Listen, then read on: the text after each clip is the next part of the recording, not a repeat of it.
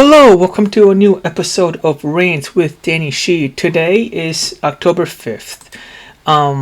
It's been a while, right in the thick of the playoff races, and here's the thing, right? I got a job to do. I got stuff going on in my life. This is like the one Sunday that I'm gonna have for probably until after the Taiwan series that I could get a few hours here to update you guys on the latest in the CPBL. Not a ton to analyze because everything that deserves to be analyzed has already happened, and everything that deserves to be analyzed in the future is still kind of too far away. The playoff series set to start on October 10th. The last regular season game will happen on October 6th local time. And so we're kind of in like that middle, like not really sure what's, not a ton to analyze because there's so much stuff that has happened I need to talk about. I need to kind of report. However, that we're still not at the Taiwan series mode yet. We're still like a week away from the playoff series. My dad visited New Jersey in September, had a fabulous 3 weeks with him. Took him to Atlantic City, took him to Baseball Hall of Fame in Cooperstown, spent a lot of quality father-son time with him, had a trade show last week, was standing for 3 days straight. I mean, my Fitbit was telling me I wasn't exercising, but then at the same time telling me to take a break because I was standing all the time, so my heart rate was up and my cardio load is low, but then it's telling me to not do so much exercises. I went to Las Vegas, won $100 in 3 days on a blackjack table. Was only there for like 20-30 minutes a pop because my legs were killing me. I wanted to go to bed because I'm gonna be on the trade show floor again for another 8 hours the following day. Flew a red eye back on a Wednesday, and then was half dead on Thursday, but still grinded through. And then this weekend, a nice little break of a weekend until next week. I'm going to Houston to see my college friends who just bought a house, and we're gonna see the Red River game together, which is gonna be a disaster because Texas football is not very good, but nevertheless I'm gonna be out next Sunday. The following Sunday I am going to LA for another trade show, this time selling agricultural boxes. So by the time if I don't do it today, which is October 5th, I really would then give you no chance of catching up on the really exciting end of the regular season. I didn't even have the time to tweet about it. That's how busy I was. But I was following it on online. And then you have the second Army Championship that just concluded this evening. And then you have not only the race for the second half championship, but then for the final playoff spot that took till pretty much the very last head-to-head matchup for it to conclude. And then again you have the Taiwan series coming up and things like that. Nevertheless, welcome into Rants with Danny Shi. Today will be a short episode, and I also want to reflect a little bit on. I'm going to be treading dangerous waters here a little bit, in my opinion. That's nothing to do with baseball. So stick around if you want to. If you want to steer away, I don't blame you at all either. All right, what's happened last month? So, a very quick rundown would be the brothers kind of hit a wall a little bit in the second half. The Monkeys go on an insane run. And at one point during the second half championship, the second half of the regular season, the Monkeys and the brothers had this incredible 2-game set in Taoyuan, where the brothers had a 1-game lead only in the second half versus the Monkeys. And they had to go in there, and then the Monkeys, if they had won both games, they would have taken that 1-game lead, and the brothers would have done an all-time fumble. But instead, the brothers goes into Taoyuan and takes over the stadium, by the way, to a point where the Monkeys was actually starting to sell outfield tickets, because a lot of the times, these CPBL games, they tarp out the outfield, or they don't sell tickets in the outfield because it doesn't. They're selling maybe 5,000 to 6,000 tickets a game most of the time in the infield in front of the cheerleaders. There are no cheerleaders in the outfield. They will probably open this little section for the away fans, but that's about it. For the Monkeys at the time, on a September 27th, 28th, the Monkeys actually opened up the outfield for all the fans to come in because there was a demand for it, because it became the ultimate tipping, or like in China, even Taiwan, they would call it the Battle of Nagasaki. It's like a huge battle, not Nagasaki. There's an actual phrase for it, but basically it's almost like a playoff series, but in the regular season. The Monkeys gave themselves a chance to close it out, finish the comeback, and then head into the Taiwan series, because at the time the Monkeys was also catching up to the Lions in the full-year standings. And there was a good chance that the brothers, despite being the number one seed in the overall standings, would have to play a playoff series because they did not win a half-season championship. But the brothers go into Taoyuan, and they win game one of the 2 games at 7-5, and then win game 2 of the 2 games at 4-0. And the 7-5 of the final score seemed close, but really it wasn't all that close.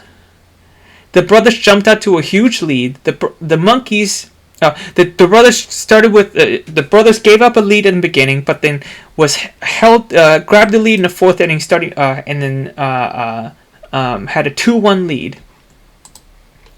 And the 9th inning they jumped on Lai Yinghao. They jumped on this young pitcher who has a pretty good season so far. But against the might of the brothers' fans in Taoyuan, and against the playoff pressure, and against the most talented roster in the CPBL, and the Monkeys ended up giving up 5. And then you go into the bottom of the 9th inning, down 7-1. You get 4 back, but that's not enough. And they lose the game. The Monkeys lose the game. You head into the final game. It's a must-win for the Monkeys in order to have any chance of fighting for a second half, because now you're down 2 games and you didn't have a lot of head-to-head matchups left. Like entering the final week of the season, you had to win game 2, but then they got shut out.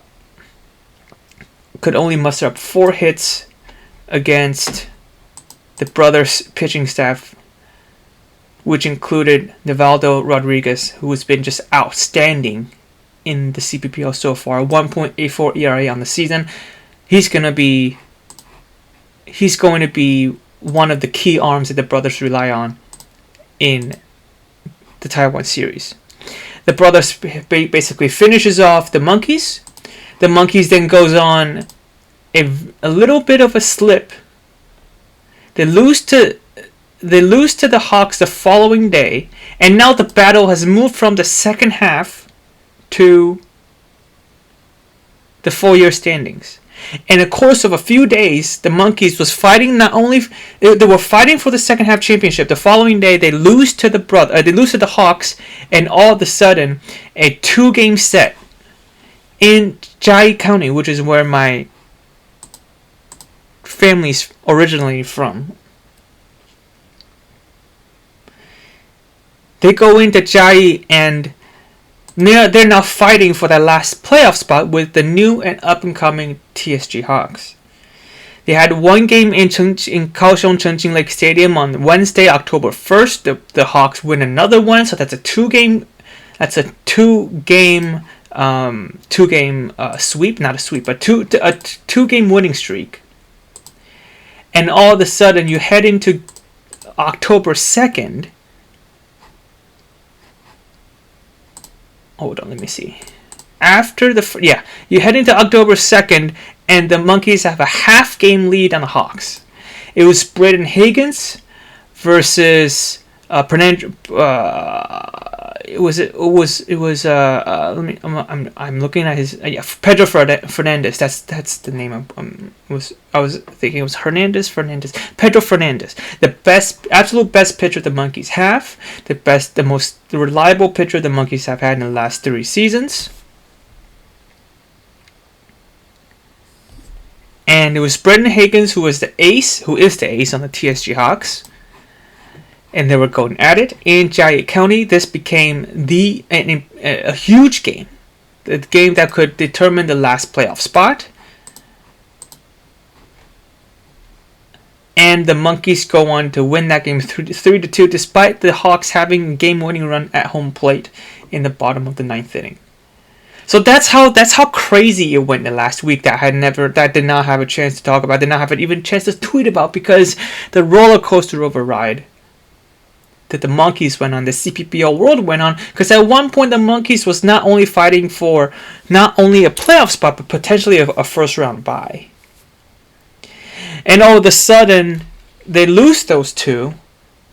By the way, the brothers come in clutch. And then they go on, and then they lost 2 more to the Hawks, and then gave the Hawks a chance. I mean, you're talking about preseason, again, in my episode with John Foster, we're looking at the Hawks being a playoff contender. They're exactly what we thought they were going to be.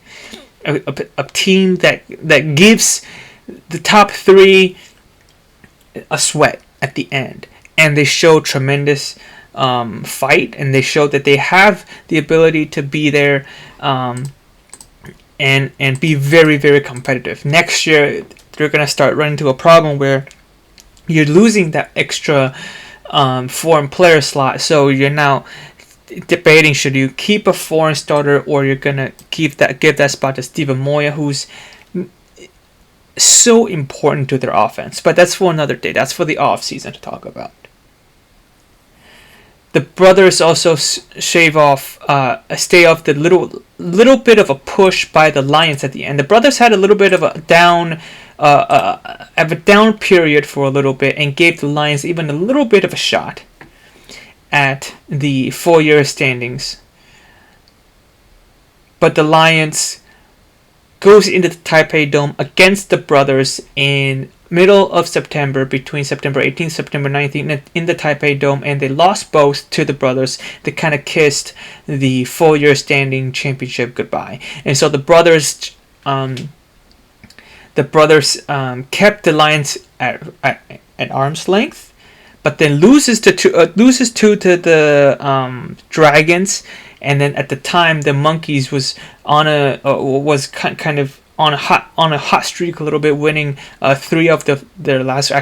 of their previous 5, and then now they were challenging for that second half championship, and so they go into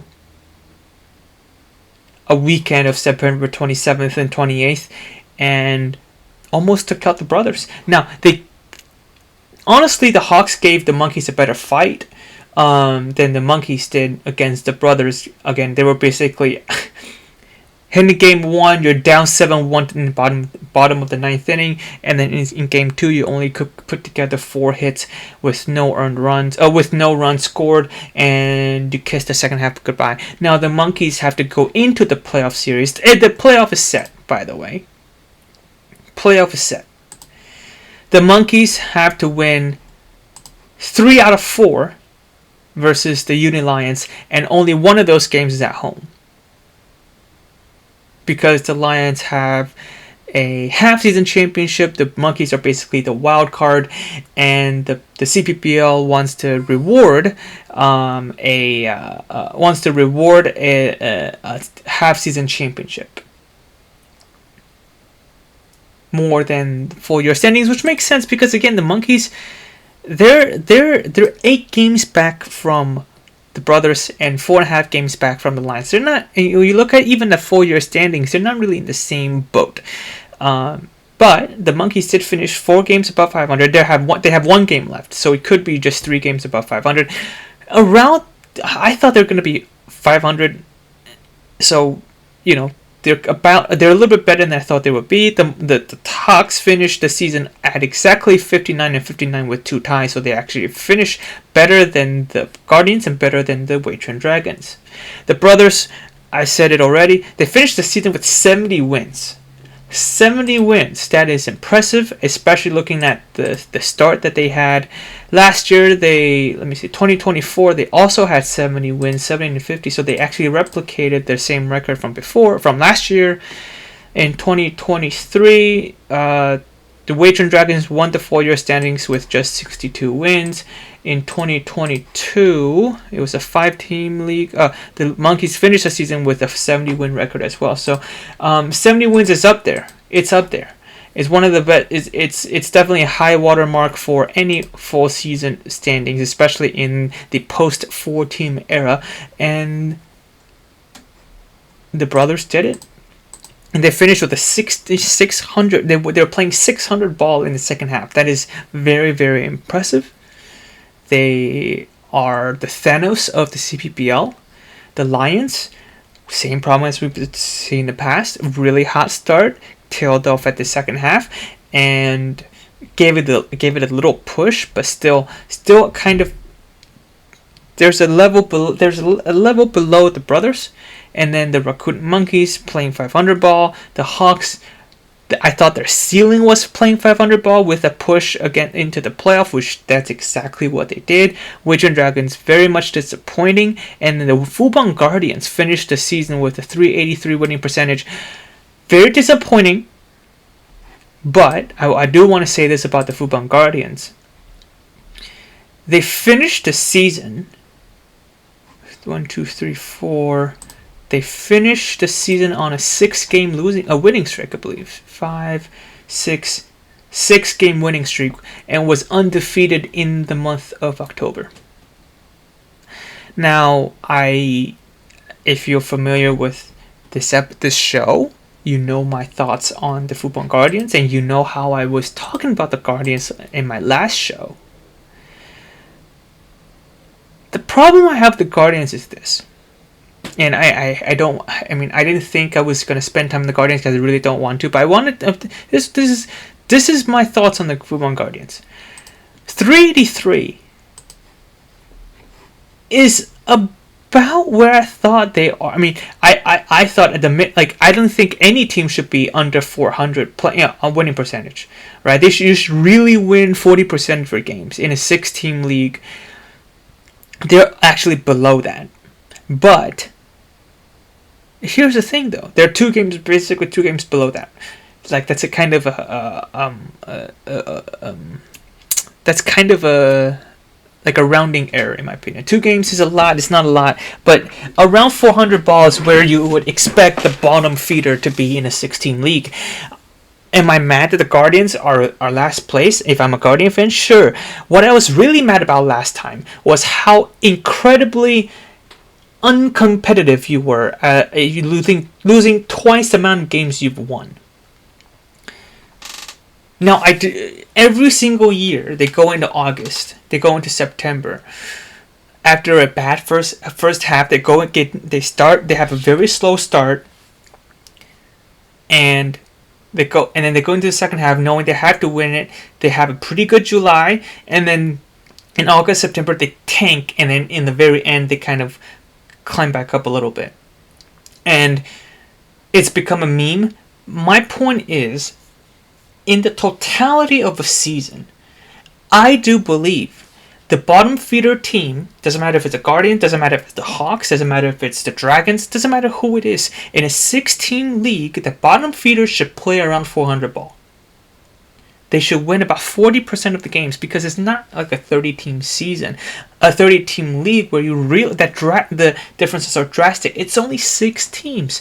There's really no reason why you should be winning losing twice the amount of games that you win. That's why I was very, very mad at the Fubon Guardians last time. Now they climbed their way back to 400. So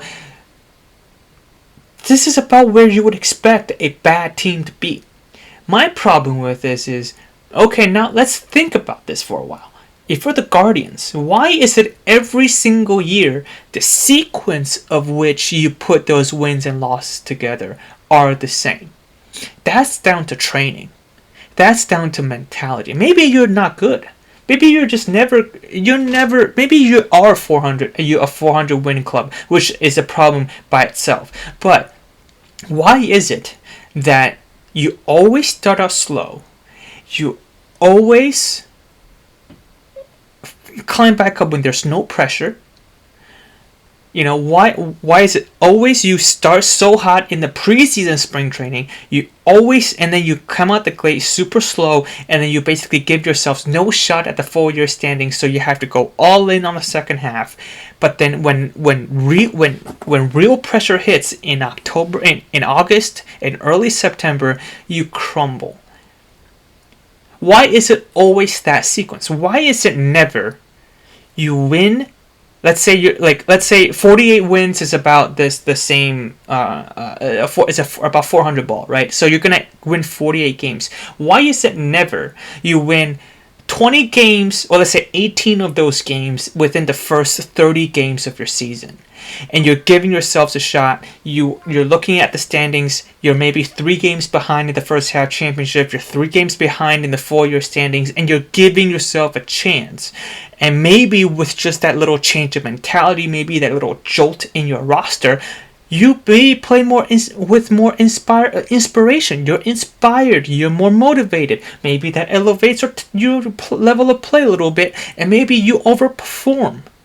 But why is it and maybe you are, and then you outplay your talent level, maybe then you win 50 games, maybe 55, maybe 60 games. Now you're playing 500 ball. That's what the Hawks are doing right now. I don't think they're a 500 team. I think their talent level shows, or they're as a club, I think they're closer to the Guardians than they should be, but because of the sequence in which they won those games, and a little bit of those human element in there where you're giving yourself some motivation, because you're saying, hey, we're just 2 games away from the playoff. We're still giving ourselves a shot. But no, that every single time the Guardians are looking at it saying, we're going to win. We're going to do something big this year. It's going to be a different year. You start the season, you fall, and you get into a terrible start, and you're staring into the same problem every year. And then you give yourself too much pressure, and then you kind of start playing good after the pressure goes away, because the first half, you really have no shot at the first half anymore.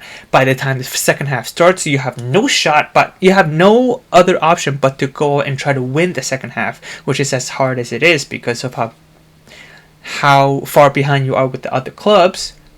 And then you started July pretty good, you're giving yourselves a chance, and then you just crumble every single year. It's been like that in the last 2 to 3 years, and that's my question to the Guardians. I think you're a 400 ball club. I think this is where you are. That's a problem in itself, and that takes a real hard look in the mirror every single year. But you know what's easier to fix? Maybe the sequence of which you're winning your games, and that can put those small changes might actually be the difference maker in a 60 game in a structure where 60 game standings can really make a difference. What if you win? Let's just be very drastic. What if you win 30 games? 30 out of your first. What if you're gonna win 40? Supposed to win 48 games, you win 30 of them in the first 55 games. Or 50 games, right? And then you're sitting at 600 ball. You're playing 600, and you're probably winning the first half. Does that not make your club feel a little bit better? Does that not make the clubhouse environment maybe a little bit looser, or a little bit more inspired? Maybe a little bit more motivated? You probably go on and you probably win the first half, and all of a sudden the world is different. Maybe you do go out, what are the likelihood that you win the first half and you go on to win only just 10 games in the following 60? That's very unlikely, right? That's my point of doesn't matter if it's training regimen, is it the way you motivate people, is it the way you prepare your players, is it I don't know what it is. Is it the way you mentally prepare for games? Is it the way to physically prepare for games? that's a relatively easy fix versus, oh my god, this, versus you have to overhaul your talent evaluation, your talent development, and you have to elevate yourself from a 400 ball club to a 500 ball club or 550 ball club. That's very hard to do. But in my opinion, if you can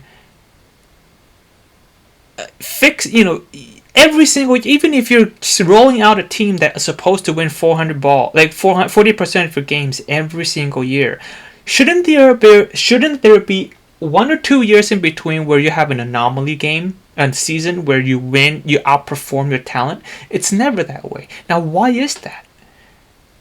So that's my question.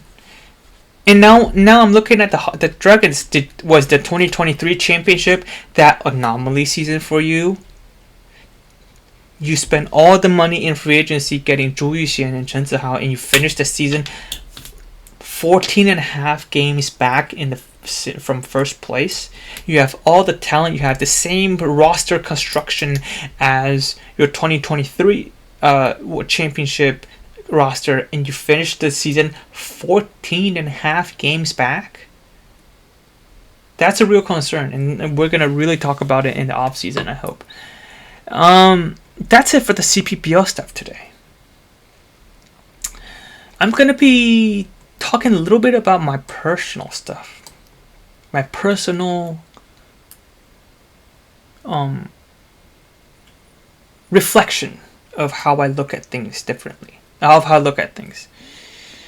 And it might be a little bit political, but I just want to preface everything I'm saying with, I am not here to tell you what your political beliefs should be. I am in no interest trying to influence how you think politically, and I'm in no way trying to tell you what is the right way to live your life. I'm just telling you what I've experienced and what I've reflected about myself.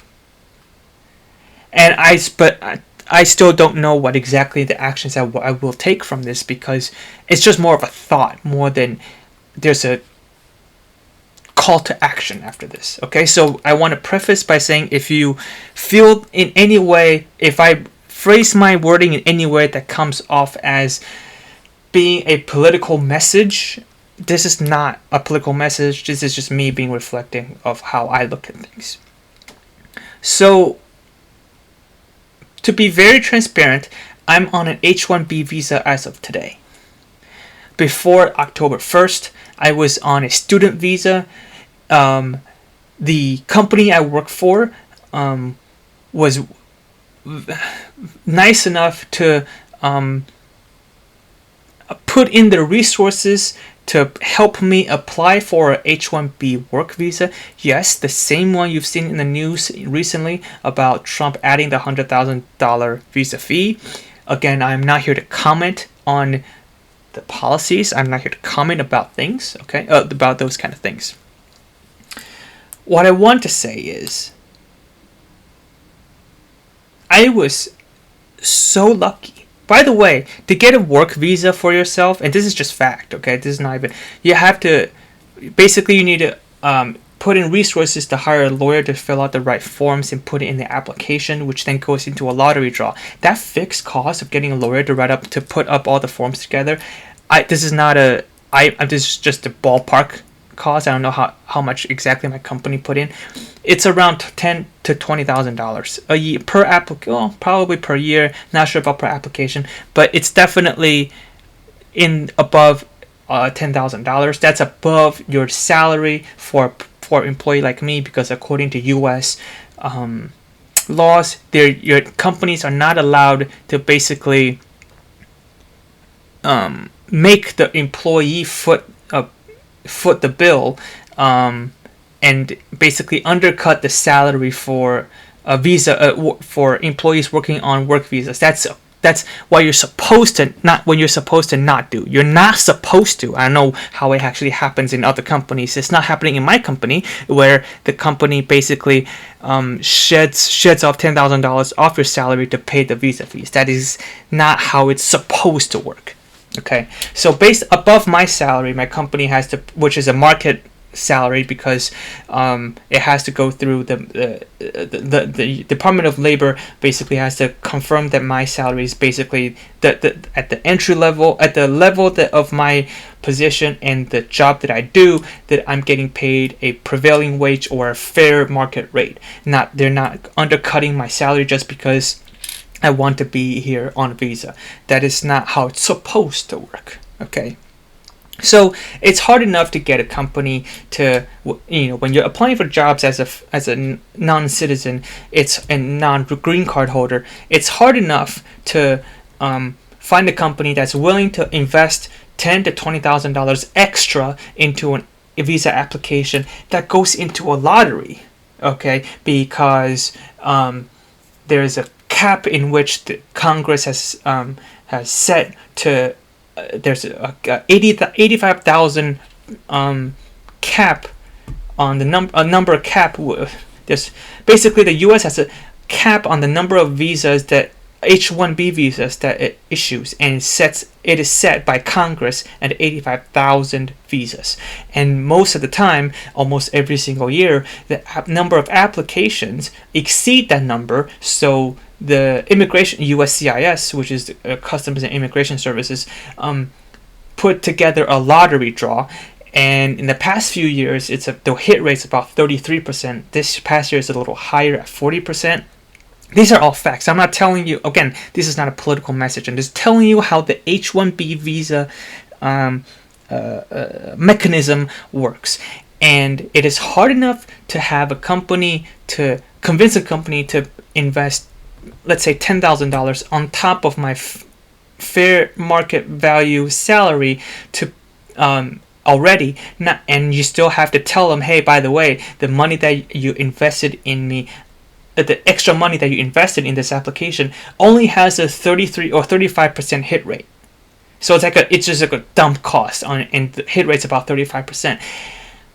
Now,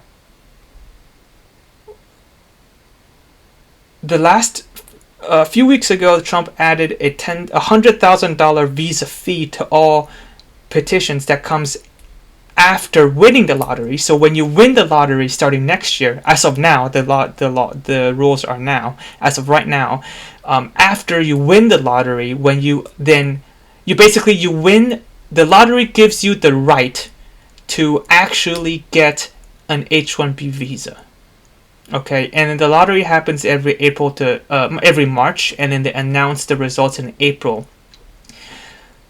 I am probably part of the most lucky batch of H-1B winners because we're, as of now, the last batch to not have to pay the $100,000 fee. So I'm making so much less than $100,000. So from the company point of view, not only do I have to basically, unless the person's very, very valuable and the job, the title, the position is worth $200,000-$300,000, then fine, probably the $100,000 visa fee is okay. But for a lot of the H-1B workers, like myself, who are not in the tech world, not in the finance world, it is impossible to convince a company to invest more than double of probably not more than double, about the same, if not more. Not actually, for me, it's a lot more. Basically, you have to double the cost to get a visa and that money doesn't even go to the employee, doesn't even go to the company. It goes to Uncle Sam. Now, I'm just telling you, it's hard to convince a company to do something like this. Whether this is right or wrong, I have an opinion, but I'm not here to share my opinion because, in my opinion, right now, as basically a non-immigrant visa holder, I really have no say in what you guys do. Just like when I go to somebody's house and I be a guest, I really have no say about how they should do their kitchen or how they should do their living room. That's how I've lived. That's how I've approached these sensitive political issues. I'm just kind of here saying, hey, I'm just kind of a guest right now. Maybe one day you'll accept me, but right now I really have no right. I really have no say in what you guys want to do, right? So, but I want to make it clear. This is the situation that I had to go through prior to winning the lottery. And so thankfully that I've won it in March of the lottery this year, so that my company, which actually also said that if I hadn't won it this year, basically the company would not have sponsored my visa application next year. I would have gone home, probably do more CPBL English stuff, and maybe that's a good thing for you guys. My point is, I was very shook by that announcement personally, and reflecting on myself. Again, I'm not here to try to convince you to agree with me. I do have opinions on this kind of thing, but I don't want to use this as a platform to basically promote my political opinion. But I do want to say, though, for many, many years,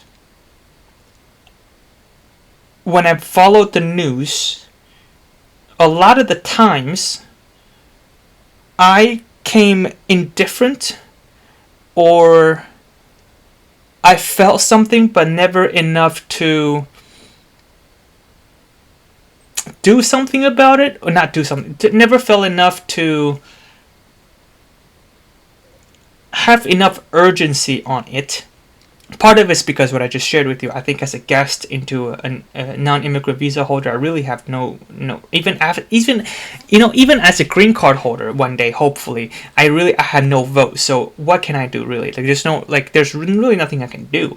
But my point is that a lot of the issues in the past 4 to 8 years, there are a lot of things that I look at it and I go, oh, okay, sure, this is done this way. Sure, probably I don't agree or I agree, but it is what it is. And when it hits, and it's easy to feel that way on a topic when it doesn't affect me personally. But this particular decision and proclamation or executive order, the one that I said when Trump added $100,000 to the visa fee, it hit me so hard because it's kind of like it's a kind of like, for me it feels like like when you are going through a death running course, like you're how do I say it? It's like, how in the movies, like in the Titanic, for example, and you're trying to run from one room to another, and they're closing the door down, and you're trying to needle your way through all the obstacles, and you're trying to get through the next obstacle. You're trying to get through, and you're trying to get to the next stage of your whatever it is, your not adventure, like campaign or whatever, right? And it felt like you just hit a big pot, or like you just ran through a door that's very hard to go through. It's a 40% hit rate or 35% hit rate. You just ran through it, and all of a sudden, just as you ran through that particular obstacle, that thing collapses, or that thing shuts down, and it blocks everyone behind you from doing the same thing. And if without me winning that lottery, which I myself has no say in whatsoever, the only reason I won is because I got lucky. It's not even like I did something impressive, or like I had a say in how the results came out. I had no say in it. And it was kind of like there was a 65% chance or 60% chance I would still be stuck behind that door. But that door right now is closed. Basically closed to me. And it hit home to me because I'm like, oh, that was really close from hitting me. That machete was really close from hitting my neck. That door was really close from closing before I had a chance to go through it. And I got real shook by it. Not because, no, there are reasons outside of, 100 reasons, the melting pot, whatever. That's not even why I'm so bothered by it. I'm bothered because I was so close from not coming, but not able to come through. That's and So, and then I look at everything, and then my dad was here at the time, and he was really mad about it. And then because for a few hours there wasn't enough guidance, and at one point it did look like for a case like myself, I also have to pay the $100,000 fee, and my company would have never done that. And so even after winning the lottery, I was going to go home, and for a second looked like that. So we were all not in a good place. My dad was very worried about it, and I said, and I came to realize one thing, which is, if you look at the grand scheme of things, it's not the most. I'm not saying I'm not gonna use outrageous, but it's not the most surprising thing that this administration has done. Again, not trying to say if it's good or bad. I'm just saying it's not outrageous because it actually fits the thought process of what Trump wants to accomplish. Not saying if that's good, not saying if that's bad, but it fits the thought process. It fits the logic in which they think about things, and this particular policy would protect a lot of people, but it would also hurt people, just like every other policy that's being put out there. But I almost ended up being the one that got shut out by this particular call. However, if you look at what how the last 4 to 8 years have transpired, it is not the most outrageous. It fits their thought of their way of thought. But then those last few times, I wasn't the one that was being affected, and so I was sitting indifferent. I probably even thought it was a good idea because it didn't affected me as much. But now it has officially affected me, or almost so close to affecting my personal situation, that I got real shook by it. So again, I'm shook because I got through the door, and I basically worked my entire my adult life, starting after 18, to find a way to get myself a H-1B visa, because I want to stay here after I graduate, and I want to stay here and work, and possibly one day to get a green card or whatever it is, right? But that's my personal goal. Now, if the path had gotten harder and harder, maybe I would have found another way, or just not do it at all. And so I'm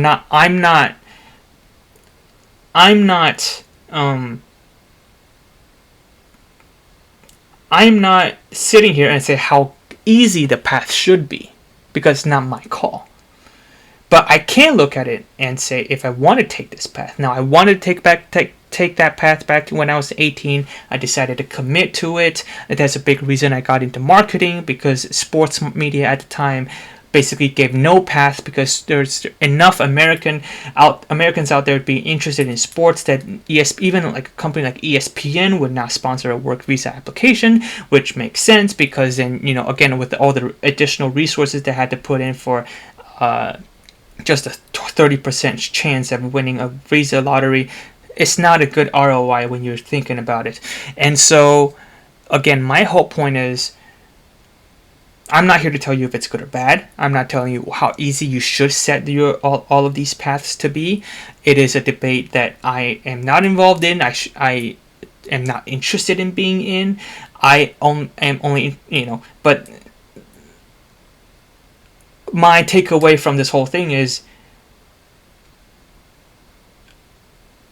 I was indifferent for a lot of the decisions done previously. And now that this topic has affected myself, when I share this story with other people, I really cannot expect them to really feel it. It's really hard for me to expect other people to feel the significance of things like this, because at one point I was the recipient of such a story. And because it didn't affect me as much personally, I really didn't think more of it other than, oh, you got screwed. Oh, it's a bad break. I'm so freaking lucky that it didn't affect me, but it was so close that I got shook by it. Now, all I really want to reflect is it's really that's the whole point of this story, which is I'm not trying to tell you if it's good or bad. I'm not trying to tell you you should set your policies this way, that way. It's not really my job to do that, but all I'm saying is if you sometimes when it hits you, it's probably a little too late by then. Like when a decision has really affected yourself, and then you realize it, and then you try to make a campaign out of it, or you're trying to talk about it to people, then is it too late? I'm not sure, but then you got to think about why did it take this particular train almost hitting you for you to realize the train is coming to you. That's basically what I'm saying. Again, it could be a good train, could be a bad train. I don't really. I'm not here to tell you that, but I'm just saying. Alright, thank you for listening to this episode of Brains with Danny Shi. Today's October 5th, 2025, and we'll see you guys next time.